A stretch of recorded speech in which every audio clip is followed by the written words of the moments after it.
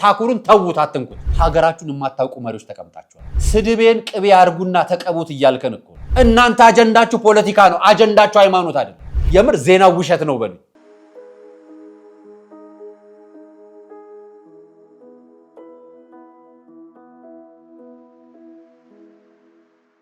ሰላም ጤና ይስጥልኝ ውድ የቃለ ቀርን ሚዲያ ቤተሰቦቻችን እንደምን አላችሁ? በያላችሁበት ሰዓት አቆጣጠር እንዳላችሁበት ሁኔታ ሰላማችሁ በዝት ይበል ማለት ፈልጋለሁ።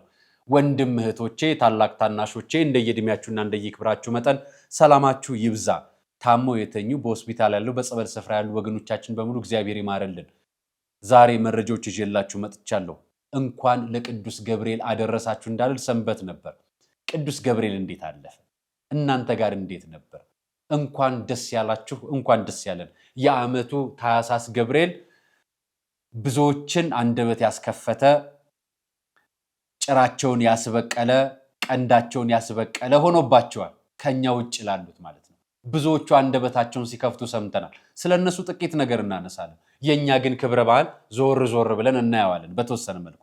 ከዛ በማስመልከት ደግሞ እችን ነገር ፖለቲካ አድርገው የመጡ ሰዎች አሉ። እናውቃቸዋለን አይደል?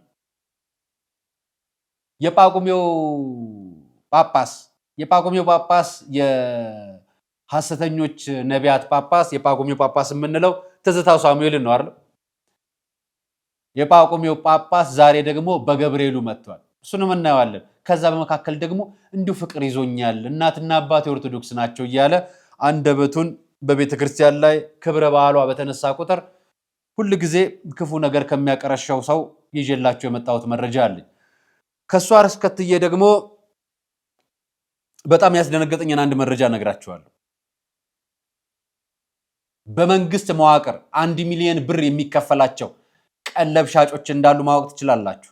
ይሄንን ማስረጃ ሳሳያችሁ ታኩርን እያስፈራሩት ነው። ማን ነው የሚያስፈራራው? ከየት አገኘው ከየት ተቀበለዋለሁ ብለው እያስፈራሩኝ ነው ብለዋል። መረጃ ወጥቷል። ስለሱም አያይዤ ከሰሞኑ አጀንዳ ጋር አብሬ የምነግራችሁ መረጃ ይኖረኛል። አብራችሁኝ እንድትቆዩ ጋብዛለሁ። ከዚህ መሸጋገሪያ በኋላ ወደ ፕሮግራማችን እንገባለን።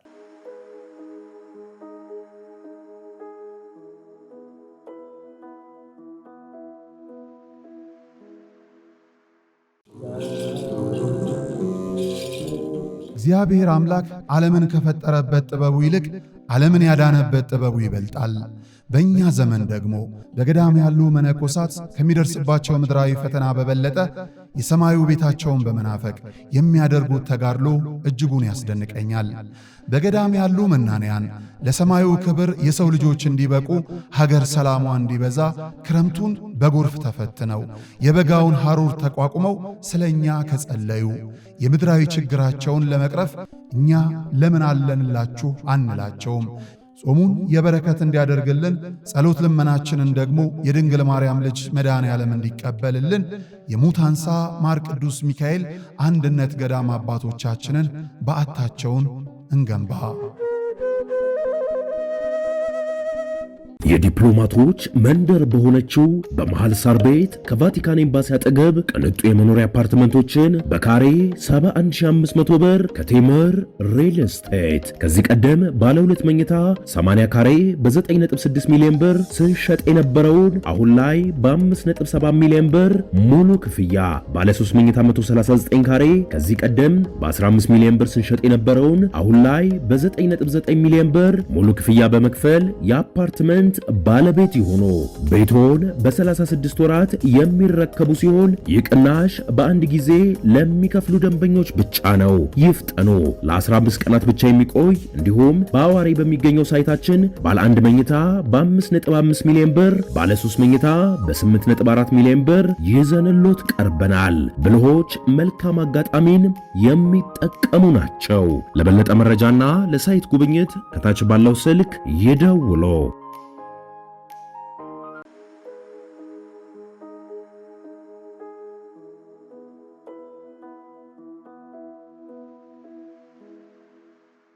አመሰግናለሁ። እንኳን ደህና መጣችሁ፣ እንኳን ደስ ያላችሁ፣ እንኳን ደስ ያለን ኦርቶዶክሳውያን። ትላንትናን ከታላቁ ከንጉሱ ከምናከብረው ሊቀ መላእክት ከሆነው ከቅዱስ ገብርኤል በዓል ያሳለፋችሁ በቦታው ሳትገኙ በማህበራዊ ትስስር ገጽ መረጃውን የተከታተላችሁ የኦርቶዶክሳውያን ልጆች በምስራቅ የምትገኙ የቁልቢ ልጆች፣ በደቡብ የምትገኙ የአዋሳ ልጆች፣ በደቡብ የምትገኙ የአርባ ምንጭ ልጆች፣ በሰሜን የምትገኙ የትግራይ ልጆች፣ በምዕራብ የምትገኙ የባህር ዳር ልጆች፣ የአሶሳ ልጆች እንዲሁም ከግቢ ገብርኤል ጀምሮ እያንዳንዱ ደብራት ላይ በታላቁ ገናናው መልአክ የታሳሱ ገብርኤል ሊቀ መላእክቱ በዓል ላከበራችሁ ለሁላችሁም እንኳን አደረሳችሁ፣ እንኳን አደረሰ። በፎቶ እንዲህ ይመስላል። በተለያየ ስፍራ አዋሳ እንዲህ ደምቃለች። ቅዱሳን ጻድቃን ሰማዕታት ሁሉ መድኃኔዓለም ሊያከብሩ ታቦታቸው በእነሱ ተሰይሞላቸው፣ ታቦቱ ግን የመድኃኔዓለምን ታቦት በየደብሩ አክብረናል። ስጋ ወደሙ የሚፈተተው የቁልቢ ገብርኤል አልነበረም። የሚፈተተው የእመቤታችን አይደለም። የሚፈተተው የሌላው መልአክ አይደለም። የሚፈተተው የቅዱስ እግዚአብሔር የቅዱስ ወልድ ነው።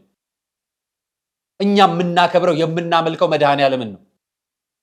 እናንተ ፈልጋችሁ መልአኩን ታከብራላችሁ ካላችሁ፣ አዎ በእናንተ ሳይሆን በእኛ አምልኮት እናከብረዋለን። እኛ ደግሞ የአምላካችን ታዛዥ መልአክ ስለሆነ እናመሰግነዋለን። ከፊታችን የቆመው ቅዱስ ገብርኤል ያማልደን ይረዳናል ብለን እናመልከዋለን። አምላካችን ብለን የምናመልከው አንድ እግዚአብሔር አለ፣ አንድ ኢየሱስ አለ፣ አንድ መድኃኔዓለም አለ፣ አንድ እግዚአብሔር አብ፣ እግዚአብሔር ወልድ፣ እግዚአብሔር መንፈስ ቅዱስ አለ። ከዚህ ውጪ እንደፈለጋችሁ ልትተነትኑ ብትሞክሩ ከኛ ከራሳችን እውቅና ውጭ የምትተነትኑት የእናንተ ፍልስፍና ነው። እነዚህ የምታዩቸው ክብረ በዓሎች ናቸው በየስፍራው። እኔ ግን አንድ ነገር ልጠይቃችሁ። የሆነ ጊዜ ኪዳነ ምሕረትን የእመቤታችንን ሲያከብር አይቼ ነበረ። ካቶሊኮች ፋስ መረጃ ላይ በወጣው መረጃ ያየሁት የኢትዮጵያ ካቶሊካዊት ቤተክርስቲያን በሶዶ ሀገረ ስብከት በሻንቹ ቅዱስ ገብርኤል ዓመታዊ ክብረ በዓል ብፁዕ አቡነ ደጀኔ ሂዶቶ በተገኙበት በድምቀት ተከበረ ይላል። ታከብራላችሁ እንዴ? ጻድቃንስ ታከብራላችሁ እንዴ? ነው ወደ ኢትዮጵያ ኦርቶዶክስ ተዋሕዶ ቤተክርስቲያን እየተጠጋጋችሁ ነው? ታቦቱ የት አለ? አለባበሳችሁ ራሱ ተቀራርቧል። በጣም ብዙ ነገራችሁ ተቀራርቧል። ጃንጥላ ይዟል። ትዝታው አላየሁም። ጃንጥላ እንትን ዮናታን አላየሁም። ይሄንንስ ዘመዶችን ታውቃቸዋለህ አይደለም? ያው ዘመዶቼ ኦርቶዶክስ ናቸው፣ ኦርቶዶክስን አልጠላም። ክብረ በኋላ ሲነሳ ለምንድን ነው የሚያንገበግባችሁ? ኦርቶዶክስ እንደሚወድ ሲናገር ስሙት። በዚህ አጋጣሚ እኔ ለኦርቶዶክስ እምነት ምንም ጥላቻ የለኝም፣ ሊኖረኝም አይችልም። አስተዳደጌ፣ ማህበራዊ ህይወቴ፣ ሁሉ ነገሬ ከዛ ጋር የተገናኘ ስለሆነ ማለት ነው። እንደውም አያቴን ብዙ ጊዜ አለ ፎቶዎችም አሉ። ለፋሲካ ጾም ማስይዘው ማስፈታው እኔ ነኝ። ቤተክርስቲያን ወስደው መመልሰውም አሁን የአዲስ ኪዳን ካህናት ቤተክርስቲያንን እየመራው ያገለገልኩም ረጅም ዘመን ማደርገው ነገር ነውና ከአያቴ ጋር ፎቶ ስላለኝ እመኑኝ እያልከን ነው። ጾም አስይዛት አለው እመኑኝ እያልከን ነው። ለምን ተነሳው? አሁን ጀምሮ ተከታታይ ቀጣይ ጊዜያቶች በሙሉ ኢትዮጵያ ኦርቶዶክስ ተዋሕዶ ቤተክርስቲያን ታላላቅ ክብረ በዓሎች የሚያከናውኑበት ቀን የምናከናውንበት ቀን የታሳሱ ገብርኤል፣ ህዳር ጽዮን ነበር። አሁን ገና ይመጣል። ቀጥሎ ደግሞ ጥምቀት ይመጣል። ቀጥሎ ፋሲካ ይመጣል። እየጠበቃችሁ ሆነ ብላችሁ አጀንዳችሁን ቀኑ ሊደርስ 2 ቀን 3 ቀን ሲቀርበው ዋዜማው ሲደርስ አጀንዳ ትፈጥሩና በአደባባይ ትናገራላችሁ። እና ለአያትህ ነው ይሄ መልእክት። ቪዲዮ ላይ የሰራችሁት ፕሮግራም በሙሉ ስለ ታቦቱ መክተፊያ መሆን በእናንተ አንደበት፣ ስለ ታቦቱን መርካቶ እንደሚሰራ በእናንተ አንደበት፣ ታቦቱን ብዙ ጊዜ ተሸክሜዋለሁ፣ ታቦቱ ላይ የሚደገመው ህዝብ አግዝ የሚባል ድግምት እያላችሁ እና ቤተክርስቲያንን ማክበር ኦርቶዶክሳውያንን ማክበር ነው። ይሄ ስድቤን ቅቤ አርጉና ተቀቡት እያልከን እኮ ነው። የእናንተ አምልኮ ምንም ይሁን የራሳችሁ ነው፣ መብታችሁ ነው። ግን አምልኮ እንዳልሆነ ይሄ ቪዲዮአችሁ ያሳያል። እናንተ አምልኮ እንደሌላችሁ እዩት ቪዲዮ። እናንተ አምልኮ የላችሁ፣ አምልኮአችሁ ይሄ ነው፣ እቅዳችሁ ይሄ ነው። ትንቢት እናገራለሁ። ለሚቀጥለው 100 ዓመት የኢትዮጵያ ጠቅላይ ሚኒስትሮች ፕሮቴስታንቶች በኢየሱስ ስም እንዲሆኑ ጸለይኩኝ። በእያንዳንዱ መዋቅር በኢትዮጵያ ምድር ተጽዕኖ ፈጣሪ ወጣቶች ይነሳሉ። ፖለቲከኛ መሆን አለባችሁ። ክርስትናና ፖለቲካ አይቀላቀልም። ይቀላቀላል። በደንብ ነው የሚቀላቀል። በደንብ ነው የሚቀላቀል። ይሄ በጣም የሚገርም ነገር ልንገር። የምትለብሰው ልብስ እኮ ፖለቲካ ነው። ታውቃለህ? የምትለብሰው ልብስ የፖለቲካ ውጤት ነው። የምትበላው ምግብ ፖለቲካ ነው። ስኳሯ ፖለቲካ ነች። ቤት እኮ ፖለቲካ ነው። ቤት ኮንዶሚኒየም ቤት ፖለቲካ ነው አይደለም? ነገር ነው አይደለም? እግዚአብሔር ቅዱስ ድሃ፣ ቅዱስ ቀሺም፣ ቅዱስ ቡቱቶ፣ ቅዱስ ጆንያ እንድትሆኑለት አይደለም የሚፈልገው። ሁላችሁም ነብይ እንድትሆኑ አይደለም እናስተምራችሁ። ዶክተር እንድትሆኑ፣ ኢንጂነር እንድትሆኑ ከ10 ዓመት ተዋዋሪ መንገድ ጴንጤ ሀገሪቷን እንዲመራ እንፈልጋለን፣ ኦርቶዶክስን በማተራመስ እንቀጥላለን የሚል አጀንዳ እንዳላችሁ እናውቃለን። እየነገራችሁን ያሉት ይኸው ከአንደበታችሁ የወጣውን ፍሬ ነው። ከራሳችሁን ፍሬ ብሏት የዘራችኋትን ነው። እኛ እነግራችኋለን። የኛ ሃይማኖት እምነት ነው፣ አምልኮት ነው፣ ከእግዚአብሔር ጋር የምንገናኝበት የመጨረሻው ድልድይ ነው። መንሰላል ልትንዱ ብትሞክሩ፣ ልትጥሉ ብትሞክሩ፣ እሳት ብታነዱበት እንኳን እናንተ እነ ጎልያድ እነ ግራኝ አህመድ እነ ዮዲት ጉዲት ሞክረዋል። እንኳን እናንተ በአካል የምናውቃችሁ ቆማችሁ የምትሄዱ ድሃ አፍርሳችሁ ትምህርት ቤትና ቤተክርስቲያን ገነባን የምትሉ እናንተ የሜት መሬት መዝባሪዎች ሆናችሁ እኛ እናውቃለን። እናንተ አጀንዳችሁ ፖለቲካ ነው፣ አጀንዳችሁ ሃይማኖት አይደለም። ሃይማኖት ስለሆነ አጀንዳችሁ ብለን አንናገርም። እናንተ አጀንዳችሁ ይሄ ነው አሁን የተናገራችሁት። አዎ ፖለቲካ ነው፣ ኮታችን ፖለቲካ ነው እንደምትሉት የኛም ንግግር እምነታችን እምነት ነው። ፖለቲካን እዛው ፓርላማ ተወዳደር። ኦርቶዶክሳውያን የሚነግሩት የሚሰብኩ የሚኖሩ ይሄንን ነው። የቤተ ክርስቲያንን እያንዳንድህን ነገር እያጣጣሉ እያንዳንዱን ነገር እየነቀፉ ከእያንዳንዳው ንግግራቸው ጀርባ ቅርሻት እየተፉ ቅዱስ ነኝ ሊሉ ይሞክራሉ። እኔ የምነግርህ ለራሴው ሰው እነዚህን እየሰማችሁ ሁሉንም ቪዲዮ እያሳያችሁ አእምሯችሁን አልበርዙ። እነሱ ሲወጡ እኛ እንመልሳለን። ጳጳሶች እንዳትመልሱ። ህግ ቢኖር ኖሮ በትክክል ትከሱ ነበር። የባለፈው ክስ ምን ደረጃ ደረሰ? የፌደራል ፖሊስ ይዞት ነበር አይደል? ትዝታው ሳሙኤል ላይ የማዘዣ እዝር ወጥቶ ነበር አይደል? እስካሁን ሲወጣም ተሸኛ አይደለም? ሲገባም ተቀበሉት አይደል? ስለዚህ ምንድነው ማለት ፖለቲካ ነው እያለን። ስለዚህ ቄስ ሆነ ካህን ሆነ ጳጳስ ሆነ ምዕመን ሆነ ፖለቲከኛ ብትሆን እነሱ እምነታቸው ለፖለቲካ ብለህ እንዳትናገር፣ ስትናገር እንዳልሰማ። አንተ በአውደ ምሕረት ላይ ቁጭ ብለህ ፖለቲካ ነው እያልክ እየሰበክ መቀመጥ ያለበት ጴንጤ ነው በየመዋቅሩ እያልክ እየሰበክ የምትሰብከው በነገራችን ላይ እድሉ የሰጠህና ጊዜው ስለሰጠህ ነው።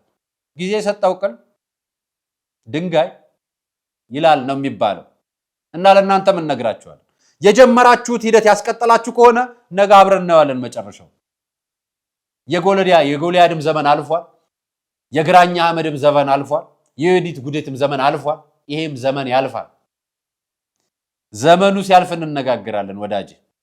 ለማንኛውም የጀመርከውን ፖለቲካ አሁን ደግሞ ለገና ታመጣዋለህ። አንተ ባትነሳ ሄኖክ ይነሳል፣ ሄኖክ ባይነሳ ጩፋ ይነሳል፣ ጩፋ ባይነሳ እንትና ይነሳል። ለነገሩ በጣም ብዙ ናችሁ አይደል? ኮፒ ፔስት የተደረጋችሁ ናችሁ የምትመስሉት። ማለት የሰው ኮፒ ፔስት የለውም። እናንተ ግን ኮፒ ፔስት ነው መላሳችሁ። እነግራችኋለን። ከአሁን በኋላ ፊት ለፊት የተጋፈጠን ነው የምንነግራችሁ። አንተዋችሁ። ሌላኛው ማለት ከዚህ በላይ አልናገርም። ምክንያቱም እኛ ክብረ በዓል ላይ ነን ያለነው። ቅዱስ ገብርኤልና ክብረን አሁን ገና ልናከብር በደስታ በፌሽታ ሆይ ሆይ እያልን ሳይሆን ሐዘናችን በልባችን አድርገን ሳቃችንን ውጠን ልባችን ለእግዚአብሔር እያለቀሰ ፈጣሪን እየተማጸንን በቅዱሳን መላእክቱ እየተማለድና እየተማጸንን ከፈጣሪ የምንታረቅበት ቀጣዩ የውልደቱን ቀን የምናከብርበት ቀን። እኛ ነገን እናውቀዋለን ምን እንደሚፈጠር፣ ነገ ምን እንደምትሆኑ እንነግራችኋለን። እኛ ሰው ስለሆነ እናንተ ፖለቲከኛንን ካላችሁ ግዑዛን ናችሁ፣ የሃይማኖት መሪ አይደላችሁ። ይሄን ፖለቲከኝነት ግዑዝነት እንጂ ፖለቲከኝነት ስለማልለው ማለት ነው። ስለዚህ ፕሮቴስታንትን ተወክላላችሁ ብዬ አልናገርም፣ ምክንያቱም አትወክሉ። እናንተ ፖለቲከኞች ናችሁ። ለዩአቸው ፕሮቴስታንቶች ፖለቲከኞቹን ሰባኪዎቻችሁንና ሃይማኖታችሁን ለዩት። ለኛ እየነገርናችሁ ነው። ይሄን ዜና ሰምታችሁታል? እንዲሁ ዝም ብላችሁ አለፋችሁታል? በኢትዮጵያ ውስጥ አንድ አስገራሚ መስሪያ ቤት አለ። አማሮቹ የመስሪያ ቤቱ አማሮች አይምሯቸው እንዲበለጽግ በሚል ሼፍ ተቀጥሮላቸው እንደዚህም ኑትሪሽኒስት ተቀጥሮላቸው ባለስልጣናት ይመገባሉ። ለሼፉ ስንት የሚከፈል ይመስላችኋል? በወር 1 ሚሊዮን ብር። ለምግብ ደግሞ ፍሬሽ ኮርነር ከሚባለው ሱፐርማርኬት በሚሊዮን የሚቆጠር ገንዘብ ለዛ መስሪያ ቤት አመራሮች ይወጣል። የዚህ መስሪያ ቤት በርካታ አመራሮች በተለይም 14 የሚሆኑት ባለፈው ሳምንት ከስልጣናቸው መባረራቸውን ገልጬላችሁ ነበር።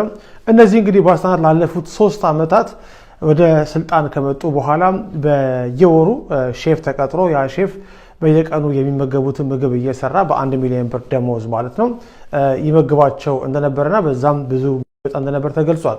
አስገራሚ ነገር ኑትሪሽኒስት ተቀጥሮ እነዚህ በኢንጂነር ማዕረግ ያሉት የኮንስትራክሽን ስራዎች ባለስልጣን መስሪያ ቤት ባለስልጣናት ምግባቸውን በካሎሪ ተመጥነው ሊሰጣቸው ይደረግ ነበር ተብሏል። አስገራሚ ነገር ይሄ ብቻ አይደለም። በዚህ መስሪያ ቤት ጉድ ብዙ ነገር ነው የተሰማ ያለው። በዚህ በዋሽንግተን ዲሲ አካባቢ አንድ ታላቁ ሩጫ ይደረጋል። የኢትዮጵያን ታላቁ ሩጫ በኢትዮጵያ መንገድና የተለያዩ ኮንስትራክሽን ስራዎችን እንዲሰራ የተቋቋመው ድርጅት ዋሽንግተን ዲሲ ላይ ሚሊዮኖች ብሮችን አውጥቶ ስፖንሰር አድርጎ ነበር ይህን ዝግጅት።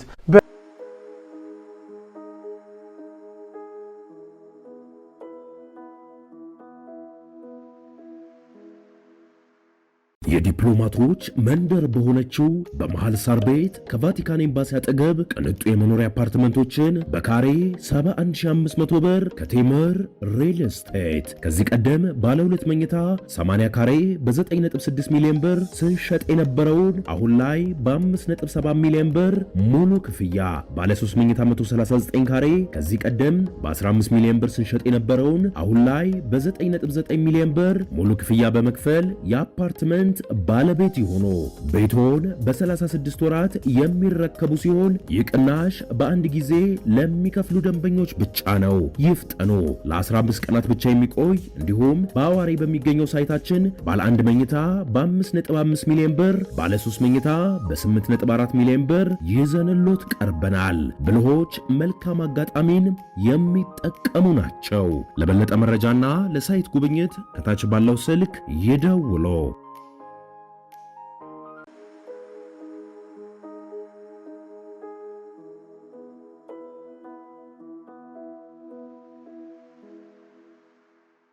እኔ ግን ልጠይቃችሁ ማለት ለ14ቱ የአእምሯቸው የቀነጨረ ፖለቲከኞች ብሎ ነው ምግብ ተቀጥሮላቸው ኒውትሪሽን እየተመጣጠን የሚሰጠው?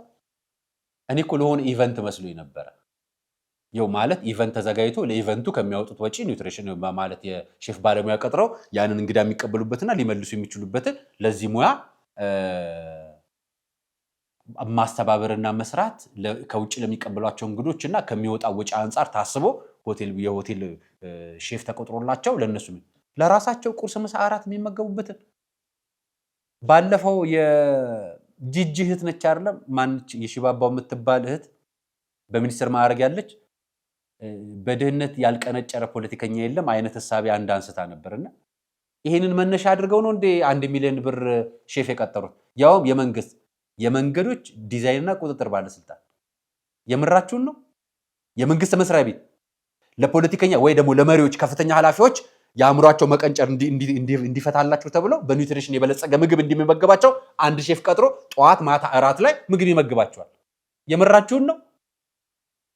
እና ወሎ ላይ ረሃብ ተርቧል፣ ደብረ ብርሃን ላይ ረሃብ አለ፣ ትግራይ ላይ ረሃብ አለ እያለ እናወራለን። እና እውነት ነው? የምር ዜና ውሸት ነው በሉ። ዜና ውሸት ቢሆን ይሻላል። እውነት ሆኖ ግን ይሄ መረጃ በዚህ ምክንያት ከስልጣናቸው ወርደው ከነበረ በ1 ሚሊዮን ብር የሚቀጥር መስሪያ ቤት ሼፍ ካለ ኢትዮጵያ ካለችበት መዋቅር አንፃር 1 ሚሊዮን ብር በማይከፈለው ተቋም ውስጥ 1 ሚሊዮን ብር ለምግብ አብሳይ እየቀጠራችሁ የምትበሉ ከሆነ ሀገራችሁን የማታውቁ መሪዎች ተቀምጣችኋል። ይሄንን ምናልባት የመንግስት ከፍተኛ ባለስልጣኖች ከፍተኛ ኃላፊዎች አውቀው ከሆነ ያሰናበቱት እሰይ ደግ አደረጋችሁ። እንዲሁ ሳታውቁት የሚያደርጉና እያደረጉ ያሉ ካሉ ግን ያለንበትን ሀገር የሚያውቅ መሪ እንፈልጋለን። የምታስቀምጧቸው መሪዎች ሀገራቸውን የሚያውቁ ይሆኑልን። የሆቴል ቤት ውድድር እኮ አይደለም የተያዘው፣ ዓለም አቀፍ የሼፍነት ውድድር አይደለም የተያዘው። ጭራሽ ከኢትዮጵያ ብሶ አሜሪካ ላይ ለሚደረግ ሩጫ በሚሊዮን ብሮች ዶላር አውጥቶ ስፖንሰር የሚያደርግ ተቋም። እባካችሁ እዚህ ደብረ ብርሃን፣ አዲስ አበባ ቅርብ ሚኒስቴር መስሪያ ቤቶች ያሉበት ቅርብ ጋር ረሃብተኛ መጠለያ ጣቢያ ውስጥ አሉን፣ አቋቁሙልን። እዚሁ ቅርብ ወሎ ላይ አሉልን፣ እዚሁ ቅርብ ላይ ትግራይ ላይ አሉልን የተራቡ የተቸገሩ። ተቋሙ እንዲህ ብር የሚመነዝረና ከህዝብ በተሰበሰበው ግብር እንዲህ የሚቀልድ ከሆነ እኛ ወደፊታችን ወደ መንግስት እንጠይቃለን። ተቋቁሞቻችሁን ፈትሹልን። በሚሊዮን ብር ዘርፈው በተለይ በባለፈው ወደ 11.2 ቢሊዮን ብር በማዳበሪያ ጥራት በሌለው ማዳበሪያ ዘርፈዋል ተብሎ የተከሰሱ 6 ሰዎች አሉ። ቢሊዮን ብሮች። ዳው ግን ይበዘበዛል። ዳው ግን አሁንም መሬቱ እየታከመለት ነው። አሁንም እየተሰቃየ ነው። እንደው ይህንን ነገር አየውና ቅንጭር ያለ የእምነት ሰባኪንን የሚሉ ፓስተርና ወንጌላውያን አስተማሪንን ለሚሉ የሃይማኖትም እኛም ጋር ላሉ አንዳንዶች አሉ የማይጠፉ። ከተገኙ አብረን እናጋልጣለን። ካገኛችሁ ላኩልን ለኛ ካሉ ለነዚህም ሰዎች እንደው የአእምሮ መቀንጨር ስላለ ለነሱም ሕክምና ምግብ የሚሆን ቢመደብልን ከመንግስት እባካችሁ። እነዚህ አእምሯቸው ቀንጭሮ የኦርቶዶክስ በዓል በተነሳ ቁጥር አጀንዳ የሚሆኑ የእስልምና በዓል ቆጥሮና አጀንዳ የሚሆኑትን እነሱንም መቀንጨራቸውን የሚመልስልን ሼፍ ብትመድቡልን። ይሄ ከታዘ የሁሉም ሃይማኖት ተቋማት በጀት አዋጥቶ ለነዚህዎች ምግብ ቢመግብልን ደስ ይለኛል። እኔ ከተጀመረ አይቀርብዬ ነው። እውነት ግን ካለ ግን አፍሬ ነው ሼም ያዘኝ። ይሄንን ማህበራዊ ትስስር ገጽ ላይ ተለቋየው ዛቻና ማስፈራሪያ እየደረሰብኝ ነው ሲል ታኩር ገለጸኝ። የምራችሁን ላንብብላችሁ። ወሎ አዲስ ነው የዘገበው። በቪዲዮ ማግኘት አልቻልኩም። ማህበራዊ ትስስር ገጽ ላይ በሌላ ገጽ ገልጾት ይሁን አላወቅኩም። ዛቻና ማስፈራራት እርዳታውን ለከለከለው ለአቡበከር ወይስ እርዳታ ላሰባሰበው ለታኩር? ለአቡበከር የማይገባም ለታኩር የማይገባም ዛቻ። አልቀበልም ማለ መብቱ ነው። ታኩርም እንደማንኛውም ተጽዕኖ ፈጣሪ ልጅ ሄዶ ሰበሰበ። ስራ መስራት አልቻልኩም፣ ዛቻና ማስፈራሪያ እየደረሰብኝ ነው። የቲክቶከር ታኩር የላከው አሳዛኝ መልእክት ይላል።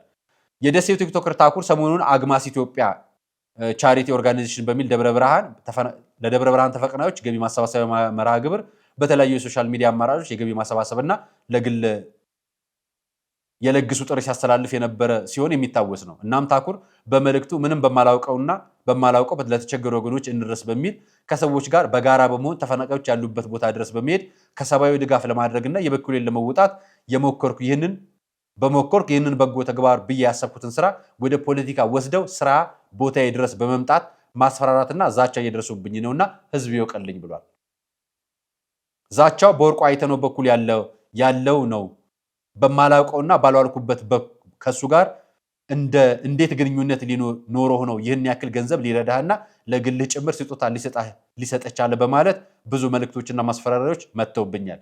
በዚህ ከቀጠለም ለህይወቴ ስለሚያሰጋኝ ስራ ቦታዬን ለቅቄ ወደ ትውልድ ቦታዬ ወሎ ደሴ ለመሄድ እያሰብኩ ነው በማለት የሚያሳዝን መልእክት አስተላልፏል። መቼም ይሄንን የሚጠይቁት አካላት ወርቁ አይተነው እንዴት አገኘ የሚሉት የወርቁ ጠላቶች ናቸው የሚሆኑት። የወርቁ ጠላቶች ደግሞ ማለት ወርቁን የማይደግፉ አካላት ማለት ናቸው። ስለዚህ ታኩርን እንዴት አገኘው ሲሉ ላይቭ ላይ የተቀመጠ ልጅ እንዴት አገኘ ብሎ በአደባባይ መሞገትና ልጁ ማስፈራራት ተገቢ አይደለም። ይሄ ወጣት እንደማንኛውም ቲክቶከር የበጎ አድራጎት ቦታዎች ላይ ተጠርቶ የሄደ ልጅ ነው። የማህበሩም አባል አይደለም፣ የአግማስም አባል አይደለም። ተጠርቶ ሄዶ በጎ አድራጎት ስራ የሚሰራ ልጅ ነው። የራሱ ንግድ ከፍቶ ሱቅ ከፍቶ መኪና አልገዛም፣ ህይወቴን ቤተሰቤን የምቀይርበት ነው፣ መኪና በመግዛት የምናተርፋለሁ፣ ለመመጻደቅ አልኖርም ሲል የልጅ ጨዋ የልጅ አዋቂ ሆኖ የሚመራ ልጅ ነውና ገቢ ማሰባሰብ ሲሰራ 15 ሚሊዮን ብር ሰጣለሁ ብሎ ሰውየው ገብቶ ተናገረ። ወርቁ አይተን ይሄ ልጅ ምን ያድርግ? እባክህ ወደፊት እንዲያስፈራሩኝና በእኔ አትምጣ አይለው። እሱን ራሱ ያወቀው ራሱ እንደማይሰጥ በማወቃቸው በአጠገቡ የነበሩት ሌሎቹም አብረው የነበሩት በደስታ ሲያበጨበጭቡ ነበር። እንግዲህ አድሮ ነው ይሄ መረጃ የወጣውና ምን አድርግ ነው የምትሉት? ስለዚህ ይሄንን የምትገልጹለት ነው የምታስፈራሩ ሰዎች ልጁን ተውት። ይሄ ገና ታዳጊ ልጅ ነው፣ ይስራበት። የልጅ አዋቂ ነው፣ ለወገኑ ለማህበረሰቡ አብሮ ቆሞ ነው። ምናልባት አግባስም እኮ እየሰራ ያለው ለወገኑ ነው። ለየትኛው ወገኑ እናንተ ታውቁታላችሁ። እና ለወገኑ እየሰራ ነው እሱ። እና በዚህ በኩል ማንም ማስፈራሪያ ዛቻ ሊደርስበት አይገባም። ያልሰራውና የተደበቀው አጀንዳ ለአውሱን አጋልጠናል። ትክክል ነው። በቃ ይሄ እንትን ነበረ፣ ከአጀንዳው ጀርባ ሌላ ነገር አለ። እሱ የወርቁ አይተነውን አለመቀበል ኃላፊነታቸውን መብታቸውን ግዴታ አይደለም። ነገር ግን ወደ አደባባይ ስንወጣ የምናጣውጣቸው አጀንዳዎች ከሀገራዊ ከሰብአዊነት አንጻር መሆን ያለባቸውና የሲቪክ ሰርቪስ ተቋም የሚመራው ህግም የምናወላቸው የምንቀበላቸውን ገንዘቦች የምናወልበት ተግባር ይወስናቸዋል። ከፖለቲካ አንጻር ይተነተናሉ። ዝም ብሎ የመጣው ገንዘብ ሁሉ ፖለቲካ ነው አይባልም።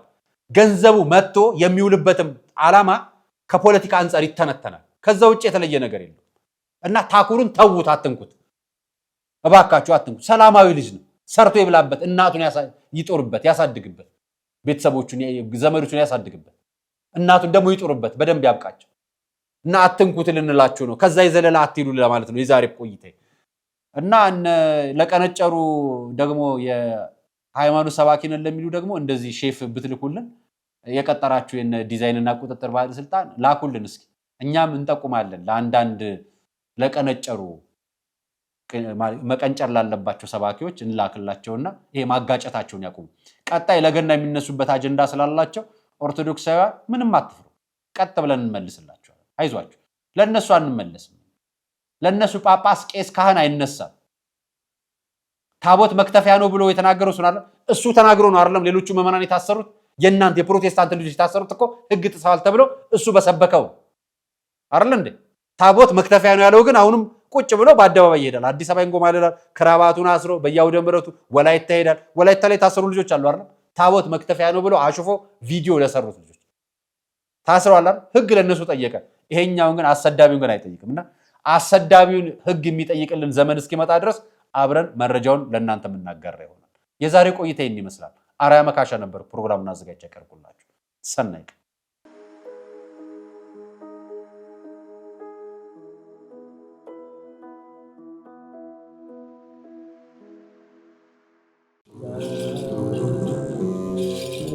እግዚአብሔር አምላክ ዓለምን ከፈጠረበት ጥበቡ ይልቅ ዓለምን ያዳነበት ጥበቡ ይበልጣል። በእኛ ዘመን ደግሞ በገዳም ያሉ መነኮሳት ከሚደርስባቸው ምድራዊ ፈተና በበለጠ የሰማዩ ቤታቸውን በመናፈቅ የሚያደርጉት ተጋድሎ እጅጉን ያስደንቀኛል። በገዳም ያሉ መናንያን ለሰማዩ ክብር የሰው ልጆች እንዲበቁ፣ ሀገር ሰላሟ እንዲበዛ ክረምቱን በጎርፍ ተፈትነው የበጋውን ሐሩር ተቋቁመው ስለ እኛ ከጸለዩ የምድራዊ ችግራቸውን ለመቅረፍ እኛ ለምን አለንላችሁ አንላቸውም። ጾሙን የበረከት እንዲያደርግልን ጸሎት ልመናችንን ደግሞ የድንግል ማርያም ልጅ መድኃኔ ዓለም እንዲቀበልልን የሙታንሳ ማር ቅዱስ ሚካኤል አንድነት ገዳም አባቶቻችንን በዓታቸውን እንገንባ።